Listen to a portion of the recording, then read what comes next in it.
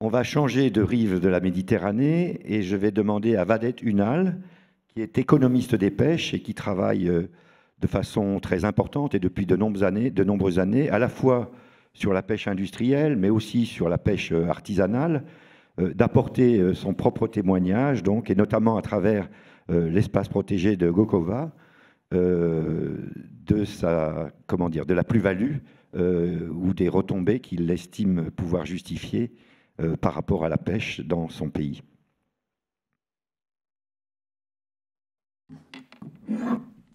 Thank you, Chair.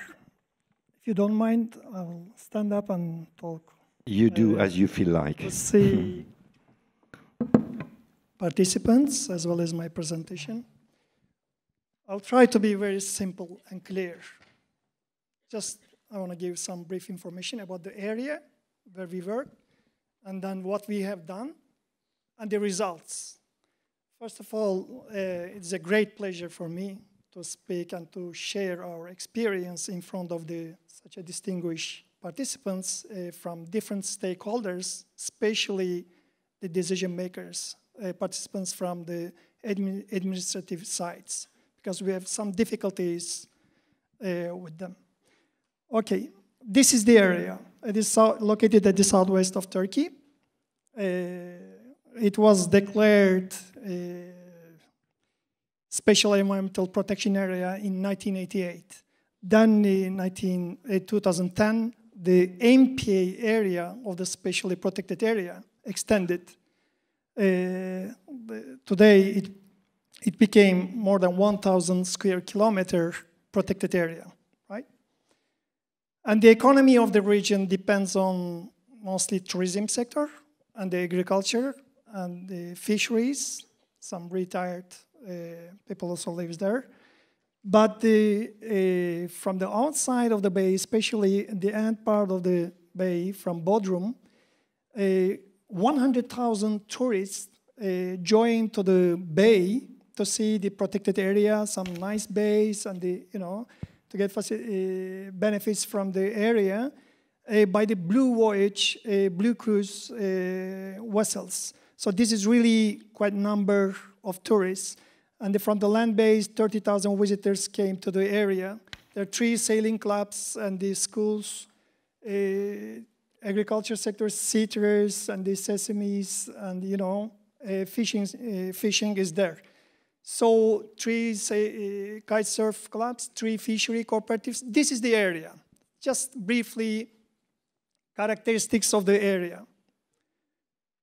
And this is many 30 hotels and the motels and the pension, and some restaurants are there.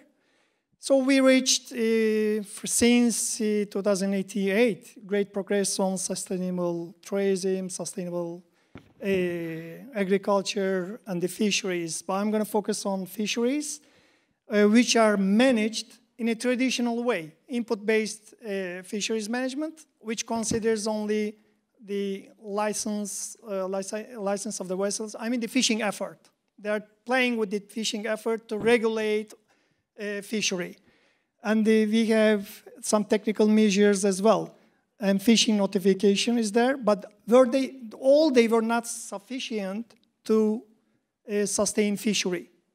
It was absolutely a disaster, as it is in all over the Mediterranean, actually. Then we proposed some nautic zones within the MPA, 6 nautic zones. You can see from the map, 6 different nautic zones within the MPA. Then we started ranger system, which is not common. There's no legal basement of the marine ranger system, but coordinated with the Coast Guard. Then we first reached the second year 27% increase on the fish biomass and the 53% on the fishing income. This rate numbers comes from the fishery cooperatives, their own records. So we work together with the fishers, try to increase some value of some unwanted species, some invasive species, increased on the appearance of some endangered species in the area, such as Monachus monachus. Some new job opportunities appeared in the area, and the number of the projects, as well as interest of the NGOs, which we find it very important, increased in the area. So their impacts are really quite important. And you can see from the recent graphs in 2013 and 2014, in some place, the English Bay no-take zone, the result is 6 times higher than the outside of the no-take zones, which makes actually very happy local fishermen. That's why they're supporting us. At the beginning, we get too much difficulties. So this is the lessons we learned from our experience, and the political will and commitment and strict protection. I mean, very strong enforcement, monitoring, control, and surveillance. Many meetings with stakeholders, and developing true and lasting communication with fishers, decision makers, and other stakeholders. You should be sincere, honest, very transparent on your work, will absolutely increase the socioeconomic benefits that you are going to get from your MPA. So these are our difficulties, and as well as lessons we learned.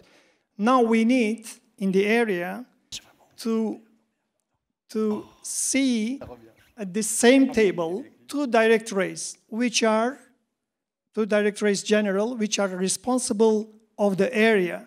One of them responsible from the management of the area, protected area. Other one is the Directorate General of Fisheries and Aquaculture, responsible of managing fisheries. The law gives the responsibility to Directorate General of Fisheries and Aquaculture.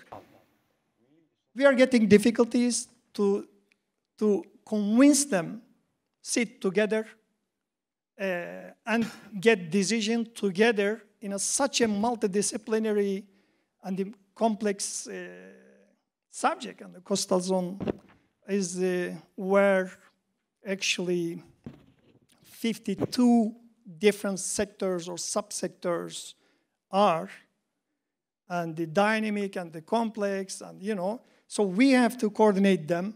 We are going to convince them in order to reach more socioeconomic benefits in the area.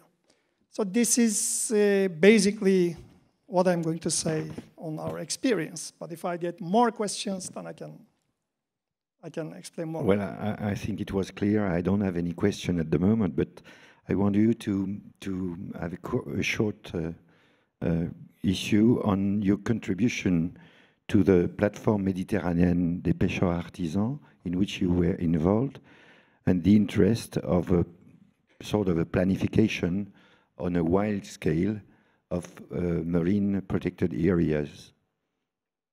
Right. About the GFCM and their view or position on the protected areas or special protected areas are very clear. They consider it very important. They consider it within the multi-annual management plan of their fisheries. So I think in the Mediterranean context, Mediterranean fisheries characteristics, which is multi-species, multi-gear, where the space uses by many sectors, this is the only way. This is the only way that we have to manage we have to establish area-based management system, which is actually going more and more important in all over the world. Marine special protected areas, So, including fisheries management. So we cannot, GFCM or in local-based or country-based, we cannot manage fishery by using traditional management measures anymore. So we have to, it is widely accepted that by the scientific committee, protected areas increase the socioeconomic benefits for the fishers, especially small-scale fishers. So this is the point we reached, as well as GFCM. That's why GFCM organized meeting, transversal workshop in 2012 on special-based fisheries management in Tunis, just 2 years ago. So GFCM perspective is very clear on that. I communicated with them. Within at the end of the transversal workshop, moderator of the workshop called the Mediterranean fisheries interested area for the special-based fisheries management, rather than traditional management measures in 2012, the transversal workshop. Thank you very much. Je vais maintenant passer la parole à Abdelwahed Kaikai, qui est pêcheur professionnel, qui est président aussi de l'association Agir au Maroc. Donc Abdelwahed, tu es particulièrement bien placé, toi, pour nous parler de la pêche, puisque tu passes une partie de ta vie sur l'eau, que tu es en relation avec près de 2000 pêcheurs donc, dans le cadre de ton association, que tu travailles en proximité avec le parc national d'Al Hoceima, qui est un peu un parc emblématique, en tout cas tel qu'on peut le voir de ce côté de la Méditerranée. Qu'est-ce que tu peux nous dire, toi, sur les bénéfices économiques liés à la pratique de la pêche, selon ton propre éclairage? Merci, merci premièrement pour l'équipe Medpan et pour la présidente, Madame Pouri. C'est une bonne occasion pour parler parce qu'il y a des choses qu'on peut comparer avec la rive sud et la rive nord. Il y a des choses qui sont incomparables. Le niveau économique, c'est incomparable, mais le niveau naturel, le niveau des espaces naturels, on peut les comparer pour le moment. Donc, l'association Agir travaille dans plusieurs espaces.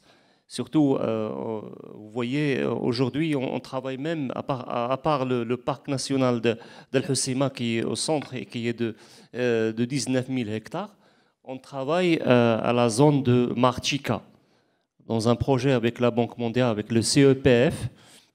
Et on a travaillé avec une des zones déclarées protégées à l'ouest d'Al Hoceima, à l'ouest du Maroc, de la Méditerranée marocaine. Ça s'appelle la zone protégée d'Alboran, l'aire marine protégée d'Alboran, appuyée par le MCC avec le financement américain. Mais pour le moment, dès que le projet est parti et fini, il est resté suspendu. On pense encore faire des actions dans la zone, puisque les pêcheurs étaient motivés, étaient bien. Au niveau économique, les bénéfices qui est notre thème, les bénéfices socio-économiques, nous, on est parti d'un axe très important dans le travail avec les pêcheurs. C'est l'axe de la formation. Vu l'absence de l'administration. Je parle du parc national d'Al Hoceima. Le parc national d'Al Hoceima est déclaré depuis 2004. Mais comme parc formellement ou opérationnel, il n'existe pas pour le moment. Seules quelques actions que font les ONG, surtout nous, l'association Agir. Donc les bénéfices on peut parler seulement d'un bénéfice au niveau d'un repos biologique établi légalement au Maroc. Le respect du repos biologique, un repos biologique mené dans la zone du parc, les pêcheurs l'ont bien respecté grâce à la formation qu'ils ont pris, qu'ils ont bénéficié. Alors ça démontre que le repos biologique a donné beaucoup de résultats. Il a augmenté les captures de 30%. Il a même augmenté, bien sûr, les revenus à 30%. Donc, les études qu'on mène Agir, les mène avec beaucoup de partenaires. On a travaillé beaucoup avec l'UICN. On travaille étroitement toujours avec les eaux et forêts, qui est le gestionnaire de la zone de marine du parc ou du parc en général. De toute façon, ce qui est clair, c'est qu'au sein d'Agir, il y a beaucoup on a un curriculum de formation de gestion adaptative au sein du parc. Et notre approche, c'est une approche du bas vers le haut. On travaille étroitement beaucoup avec les pêcheurs.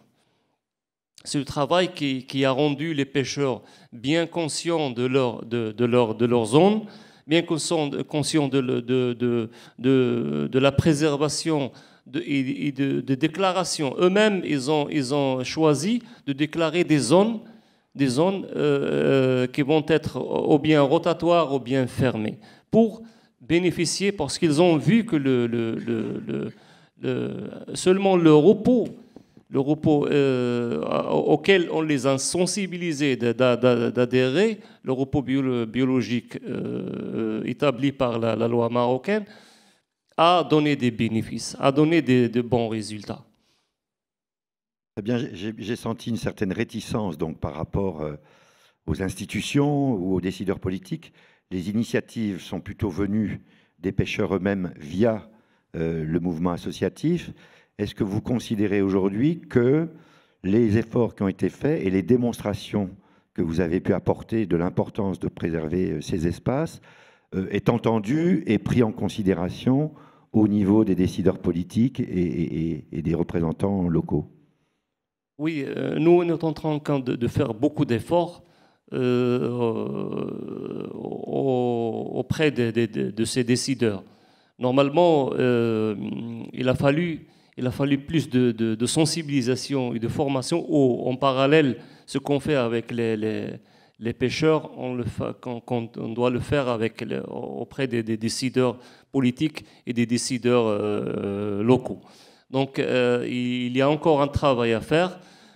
Seuls les eaux et forêts qui s'impliquent et qui participent bien aux actions qu'on fait, soit le suivi des balbuzards pêcheurs dans le parc national, soit les recherches de planification au sein avec les pêcheurs. Les eaux et forêts s'impliquent. Ça, c'est une bonne remarque, c'est un bon indicateur. Mais d'autres décideurs, les décideurs nationaux ou les décideurs locaux, nécessitent encore plus de sensibilisation, plus de travail pour qu'ils s'intègrent dans l'intérêt qu'on peut profiter d'un parc national ou d'une partie marine d'un parc national. Merci Abdelwahed pour cet éclairage particulier sur ta démarche et bravo, parce que je pense que les associations sont très exigeantes en termes d'investissement d'énergie. Je voudrais poser une question à Christian de Cugis, qui est dans la salle, qui est à la fois prud'homme de pêche, qui a été pêcheur donc, pendant de nombreuses années, qui l'est toujours d'ailleurs, et qui a été récemment élu président de Medartnet, la plateforme régionale méditerranéenne des pêcheurs, et plus précisément de l'entendre sur les conditions d'une bonne gouvernance. On voit bien finalement que le retour, la plus-value économique et sociale, elle est très fortement liée à la qualité de la gouvernance.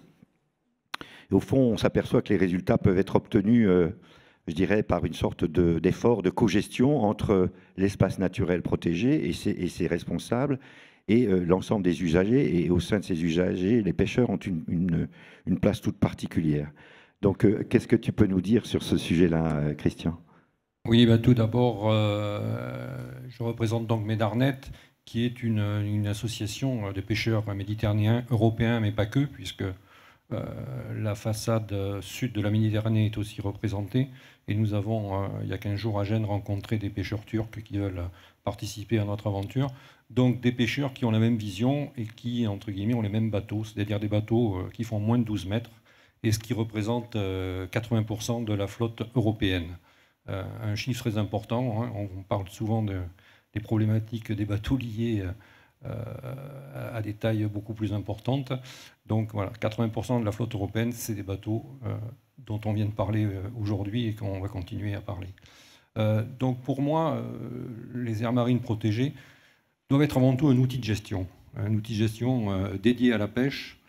Le danger que j'y vois, c'est que ce soit transformé en parc d'attractions, parce que souvent, on l'a vu dans le passé, on en est maintenant conscient et on y fait attention, on met sous protection un coin de nature, obligatoirement, l'effet réserve se met en place. Moi, j'ai créé en 83 donc une réserve qui a été pendant longtemps la zone de non-prélèvement la plus grande de France, avec 450 hectares. Et c'est vrai qu'il y a des activités de tourisme qui se développent, et c'est normal, mais il faut faire très attention, parce que justement, le tourisme peut être la meilleure, mais aussi la pire des choses, et il faut être très prudent à cette activité. Donc, pour moi, l'élément clé de la réussite d'une aire marine protégée, c'est l'implication dès le départ de la discussion avec les pêcheurs. Les pêcheurs doivent être des acteurs, je dirais pratiquement principaux, puisque c'était peut-être les utilisateurs premiers de cette zone. Ils l'ont géré, plus ou moins, avec certaines réussites. Mais si on met une aire marine en place, c'est que quelque part, le milieu est encore relativement sain et en tous les cas a de bonnes chances de s'améliorer. Donc voilà, mettre les pêcheurs au début de la discussion avec ce principe de co-gestion, avec les scientifiques, avec les autres utilisateurs.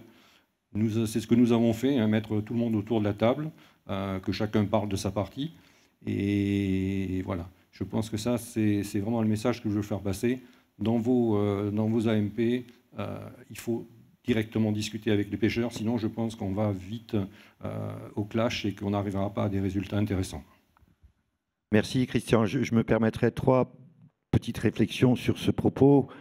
La première, c'est que je pense qu'on a perdu beaucoup de temps par confrontation de 2 cultures, celle des gestionnaires d'espaces protégés, qui est une culture scientifique, et celle des pêcheurs, qui est une culture empirique. Et qu'à défaut d'avoir le même vocabulaire, en tout cas, je prêche pour ma propre paroisse. Nous avons perdu beaucoup de temps simplement parce que nous n'avions pas le même vocabulaire. Quand je parlais de l'importance des mots ce matin, j'en ai encore un exemple aujourd'hui. Il est important, à travers ce que tu as dit aussi, de souligner qu'on peut pas. La pêche, c'est pas la pêche, c'est les pêches. Et effectivement, un des risques, et on le voit en tout cas à titre personnel, je l'ai vu sur notre territoire, la montée en puissance des loisirs nautiques a amené une montée en puissance de la pêche plaisancière ou de la pêche de loisirs, au point tel que les études qu'on a pu mener montraient que l'effort de pêche lié à la pêche plaisancière était égal et parfois même dépassait l'effort de pêche de la pêche professionnelle. Donc ça pose effectivement, ça a été d'ailleurs évoqué, et je pense que c'est très important, la capacité de coexistence sur un même territoire, où les effets de concurrence, puisqu'on parle d'économie, la concurrence, c'est un des éléments aussi qui joue au sens de l'économie, c'est de faire coexister des activités qui sont concurrentes à la fois sur l'espace et à la fois sur la ressource. Et on voit bien, par exemple, la difficulté qu'on a à faire coexister dans un même projet global de développement économique des pêcheurs dont l'objectif c'est de prélever le poisson et des plongeurs qui, eux, ont comme objectif d'aller le contempler sous la flotte. Donc tout ça, c'est pas facile. On voit qu'il y a aussi des disparités, puisqu'un pêcheur professionnel paye des taxes, il a un rôle, il a, un ensemble de pression fiscale, alors que le pêcheur plaisancier, lui, en est exonéré, en tout cas sur la partie de la pêche. Donc ça me paraît important aussi dans les réflexions sur le développement, de trouver le juste équilibre dans les différents choix qu'on fait de développement économique sur ces territoires. Je vais me retourner vers Chloé pour lui demander si, compte tenu de l'heure, on ouvre la deuxième partie de la discussion ou si on s'interrompt maintenant pour le déjeuner et qu'on reprenne après. Étant donné qu'en effet, il est déjà 13 h, est-ce que tout le monde est d'accord qu'on continue encore pendant un quart d'heure et qu'on poursuive la table ronde en début d'après-midi avec les 3 derniers intervenants? Donc peut-être on peut inviter Mourad Draman à nous apporter son témoignage, suite à quoi on déjeunera et puis on reviendra Partir. Ah, Giuseppe Ciacca doit partir en début d'après-midi. Donc peut-être Giuseppe Ciacca en premier et Murat donc en début d'après-midi avec les deux autres intervenants. Vous êtes tous d'accord? Pas d'objection? Merci. Giuseppe, s'il te plaît.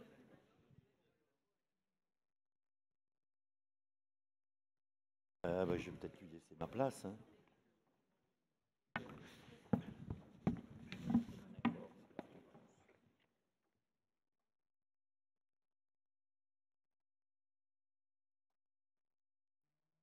Bon, on va se retrouver tous les deux alors, Giuseppe. Donc, Giuseppe.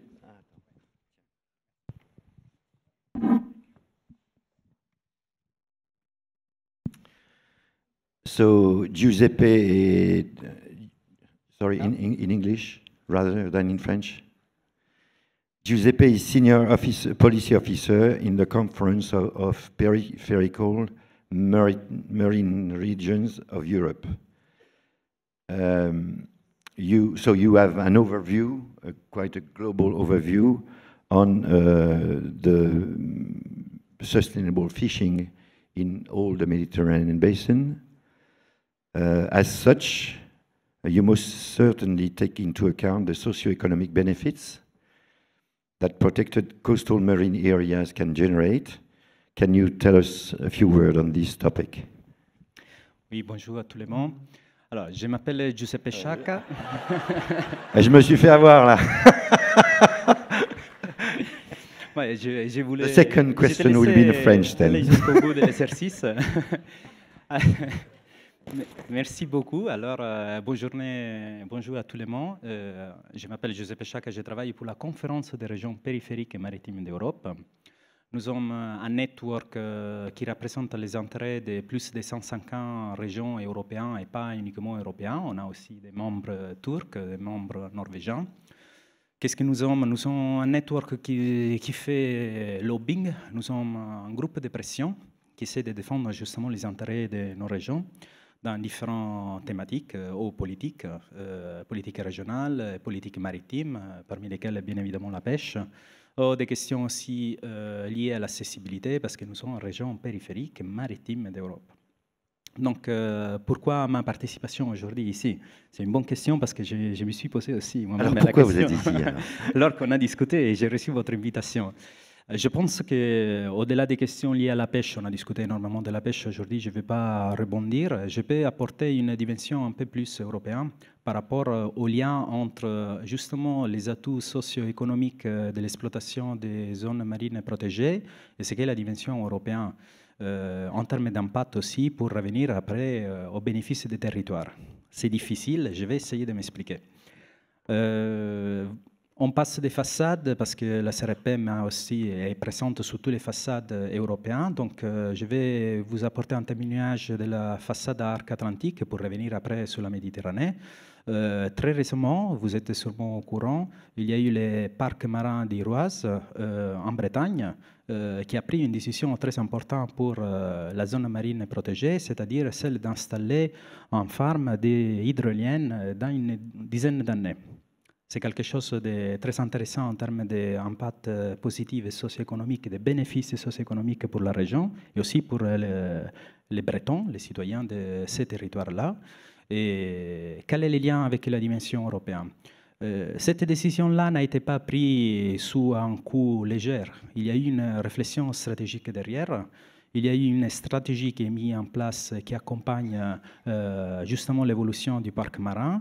Il y a un lien avec les positionnements de la région Bretagne sur ce sujet-là, parce que la région Bretagne a développé une stratégie, c'est un Smart Specialization Strategy. Je vais expliquer, c'est un outil, c'est une conditionnalité ex ante imposée par la politique régionale européenne 2014-2020. Donc cela signifie que la région Bretagne était obligée de développer une stratégie en faveur de l'innovation pour utiliser des fonds européens liés à l'innovation et pour avoir un impact clair sur le territoire. Dans le cadre de cette stratégie, bien évidemment, il y avait cette mesure. Donc, premier lien, Développement des territoires, développement des zones marines protégées, bénéfices sur les territoires, lien avec la dimension européenne. Et on commence à remonter. C'est l'approche bottom-up. Et on remonte où? On remonte à Bruxelles. On essaie d'influencer les politiques européennes. Comment? La CRPM a lancé depuis quelques mois une initiative très intéressante, bien évidemment, c'est moi qui l'ai dit. C'est une plateforme qui analyse les investissements européens en faveur des économies maritimes et de la dimension maritime. C'est un travail titanesque pour une petite équipe comme la nôtre, de 20 personnes, parce qu'on va analyser les grands documents stratégiques européens qui mobilisent les fléchages des fonds européens. Donc, on va analyser plus de 200 programmes opérationnels du FEDER. On va analyser 28 programmes opérationnels nationaux sur la mise en œuvre du Fonds européen maritime pour la pêche. On va analyser aussi plus de 200 justement, stratégies intelligentes pour l'innovation. Tout ça pour identifier quel est le rôle joué par justement les économies maritimes dans ces contextes-là. Si on fait les liens avec les sujets de cette conférence, notre souhait est d'aller beaucoup au-delà de ça. On ne parle pas uniquement des économies maritimes tout court, de croissance bleue, c'est un concept un peu obsolète aujourd'hui, tout le monde est au courant de ça. Et la preuve est qu'aujourd'hui, on a un commissaire unique pour les affaires maritimes et les affaires environnementales. Merci, j'ai tué déjà la langue, désolé, c'est bien. Et cette plateforme-là va avoir un résultat très concret. On est en train d'organiser avec la Direction générale des affaires maritimes, donc la DGMAR de la Commission européenne, une conférence qui aura lieu le 22 septembre. Dans cette conférence-là, on va présenter les résultats de nos travaux et on va mettre en avant justement des bonnes pratiques. Et notre rêve, c'est de mettre en avant aussi des bonnes pratiques de tout ce qui est les services écosystémiques. Alors, comment on va faire après le retour sur le territoire? Cette analyse-là, ça permettra aux décideurs politiques européens et aussi régionaux de redescendre et influencer les contenus des futures politiques maritimes, futures politiques environnementales, ou en cours, parce que vous savez, il y a toute l'histoire liée à la mise en œuvre de la directive cadre stratégie milieu marin, la mise en œuvre de la directive maritime special planning, qui sont des enjeux et des opportunités très importants pour les territoires, mais il faut remonter des informations. Autrement, il y aura une approche top-down qui n'aura aucun impact, aucun bénéfice pour les territoires.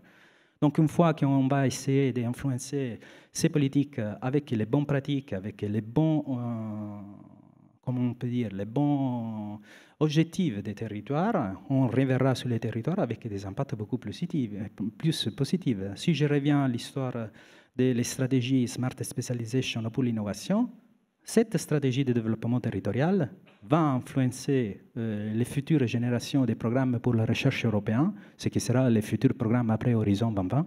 Et donc, cela, ça signifie que dans 10 ans, lorsque cet parc d'hydrolien sera possible, d'installer ce parc éolien, on aura aussi des fonds en faveur de la recherche davantage pour aller encore plus loin sur tout ce qui est la réflexion des services écosystémiques. Donc, ça, juste pour vous dire un petit peu ce qu'on fait. On revient à la Méditerranée. La CRPM est active dans la Méditerranée, on a une commission géographique et on essaye aussi de réfléchir sur tout ce qui est la valeur ajoutée des services écosystémiques dans la Méditerranée. C'est là, comment on va le faire, on a essayé récemment de développer avec le programme MED ce qui a été une nouveauté. Pour les gens qui ne connaissent pas le programme MED, je parle des programmes de coopération transnationale. Donc, c'est l'argent européen qui arrive dans le cadre de l'objectif 3 de la politique régionale des programmes de coopération transnationale et qui permettent le montage des projets entre régions, entre universités, entre des acteurs du secteur privé. Ce projet-là nous a donné l'opportunité de travailler avec 13 projets thématiques qui portaient sur les économies du mer. Mais pas uniquement sur l'économie du mer, aussi sur tout ce qui est l'évaluation justement et le suivi des services écosystémiques. Et ça, c'est quelque chose qui a été évoqué aujourd'hui et qui pour nous est très stratégique. Donc, je voulais évoquer cet exemple-là et concrètement l'exemple d'un projet qui s'appelle Mytomed, qui a développé des indicateurs très intéressants, c'est-à-dire les indicateurs étaient déjà existants. C'est la batterie d'indicateurs pour le tourisme soutenable de l'Union européenne. C'est une batterie ETIS de 30 indicateurs qui ont bien évidemment des limites, mais qui sont assez intéressants. Et cet acteur-là, c'est un partenariat fait par des régions, par des universités, par des acteurs privés qui sont engagés dans le domaine du tourisme, sont en train de réfléchir sur comment évaluer justement les actions soutenables dans le cadre du tourisme dans des zones sensibles, comme par exemple l'archipel de la Toscane, qui est une zone marine protégée, et déjà identifier ce qui sont les valeurs seuil. Il a été évoqué par quelqu'un avant moi, c'est quelque chose de très important. Et aussi, au-delà des valeurs seuil, comme essayer après de nourrir la future génération des politiques publiques pour accompagner justement l'évolution des zones marines protégées et aussi justement l'exploitation économique et sociale de cette zone-là. Voilà. Très bien. Je m'interroge, moi, finalement. Je pense que l'éclairage régional, bien sûr, est important. On voit bien que, et ça a été dit tout à l'heure, qu'on ne peut pas dissocier ce qui se fait dans les espaces protégés. Ils sont forcément en lien. Il n'y a finalement qu'un océan sur la Terre. Et on voit bien l'importance de travailler ensemble. Moi, j'avais une question finalement très brève. Je ne sais pas si la réponse pourra l'être. Mais au vu des prévisions démographiques de l'évolution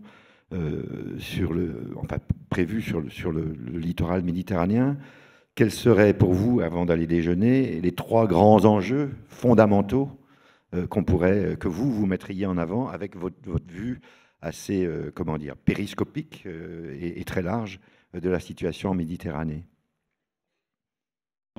C'est vraiment une question très, très complexe. Et bien évidemment, ce qu'il faudra faire est avant tout travailler pour rendre efficace ce qu'est la législation européenne aujourd'hui existante, c'est-à-dire on a des objectifs très intéressants quand on regarde la réalité des aires marines protégées. Ce sont des objectifs chiffrés en termes d'espace marine qui doit être protégé. Mais on a déjà discuté avec des collègues qui sont présents dans la salle. Cet objectif chiffré ne doit pas être un piège, c'est-à-dire qu'on ne va pas essayer de former une sorte de réseau de paper park.